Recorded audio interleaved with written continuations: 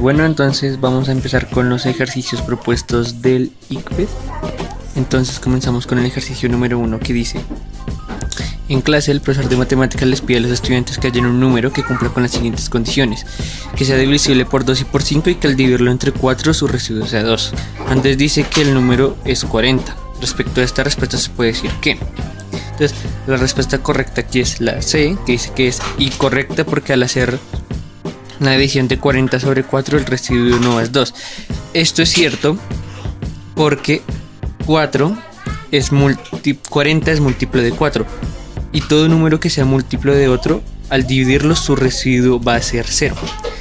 Y ya que el 40 cumple con el primero, que sea divisible por 2 y por 5, sí, pero no cumple con que al dividirlo por 4 su residuo sea 2, por lo que ya dije de que si es múltiplo no va a nunca, su residuo siempre va a ser 0. Entonces ese fue el punto 1.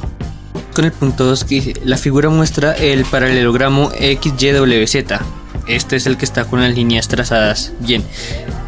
El punto dice: si el paralelogramo se traslada B unidades horizontalmente, al comparar las dos figuras, una afirmación verdadera es: el área y el perímetro va a ser el mismo. Esto es correcto porque la figura va a ser la misma. Yo la trasladé B unidades hacia la derecha, pero aquí se ve marcado con líneas más claras y se ve que es exactamente igual. O sea, se mueve pero no cambia nada de perímetro y área. Entonces la figura es completamente igual y no va a cambiar pese a que se movió un poco. Ok, bueno, entonces seguimos con el punto 3 que dice: una empresa de mensajería necesita 3 camiones para hacer sus envíos entre 3 ciudades diferentes, P, Q y R. La ubicación de las ciudades en una línea recta y las distancias se muestran en la gráfica. Entonces aquí podemos ver P, Q y R. En el próximo mes se debe incluir a la ciudad S en la ruta semanal. Para calcular la distancia N que hay entre P y S es necesario que conozcamos que... La respuesta correcta es la distancia entre C y Q. ¿Pero por qué? Sabemos, la gráfica nos muestra que la distancia total entre P y R, que es toda la distancia que se tiene que recorrer, es de 20. Pero sabemos que la distancia entre Q y R es 12. No podemos pedir la distancia entre P y S porque es lo que nos piden. Entonces podemos deducir que si la distancia entre Q y R es 12 y el total es 20, la distancia entre Q y P va a ser 8. Entonces, básicamente, si sabemos cuánto hay de S a Q, si no lo dieran, sabríamos, se lo restaríamos a 8 y podríamos deducir cuánto es la distancia de P a S. Por tanto, la respuesta es la B, que dice la distancia entre S a Q. El punto número 4. En una fábrica se procesan ciertos materiales para generar dos productos, P y Q. Hay dos líneas de procesamiento. Al comenzar a las 6 a.m., la línea del producto Q empezó con un total de 200 productos terminados del día anterior y P empezó sin ningún producto terminado. En la tarde ocurrió una falla en la línea Q que hizo que la producción desacelerara, pero no tanto como para detenerla. Durante la jornada que finalizó a las 6 p.m, al día siguiente un trabajador debe presentarle un reporte de la falla al dueño de la fábrica. Mientras explicaba la aceleración de la producción, el trabajador mostró esta gráfica. Ok, entonces el punto nos dice: la gráfica no representa el proceso escrito inicialmente porque en ella la respuesta es B. La producción del producto Q se detuvo a las 5 p.m. Y aquí podemos ver que en la gráfica muestra que a las 5 p.m, una hora antes de que se acabara la jornada, el producto Q se detuvo. Pero claramente arriba nos decía que hizo que la producción desacelerara, pero no tanto como para detenerla. O sea que la gráfica al afirmar que se detuvo en algún momento está mal. Por tanto, 5. Jaime va a distribuir su sueldo mensual de acuerdo con el siguiente plan: 30% para pagar la cuota mensual de la casa. El porcentaje restante lo va a dividir en partes iguales para pagar la cuota mensual del auto y para sus gastos generales. Él necesita determinar los porcentajes correspondientes a la cuota de su casa, la cuota del auto y lo de sus gastos generales. A partir de lo anterior, ¿la información disponible es suficiente para determinar el porcentaje de cada una de las cuotas?